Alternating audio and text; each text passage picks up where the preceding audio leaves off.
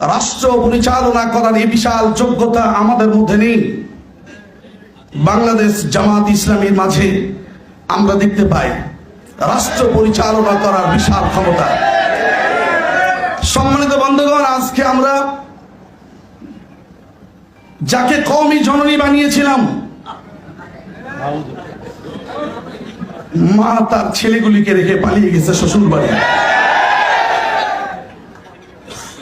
এরকম মা আমরা চেয়েছিলাম না। আসলে ভুলটা তো আমাদেরই ছিল। নিজের মারে বাদ দিয়ে মা বানালে যেমন হয়, নিজের বাবারে বাদ দিয়ে শ্বশুরকে শ্বশুর বাবাজি বলে বেশি আদর করলে যেমনটি হয়, ঠিক তেমনটি হয়েছে। এরপরও যদি লজ্জা শরম এই জাতির না হয়, শুনে রাখুন, আল্লামা কোরআনের পাখি আল্লামা সাঈদী সাহেব যা বলে গিয়েছিলেন, প্রত্যেকটা কথা ভবিষ্যৎ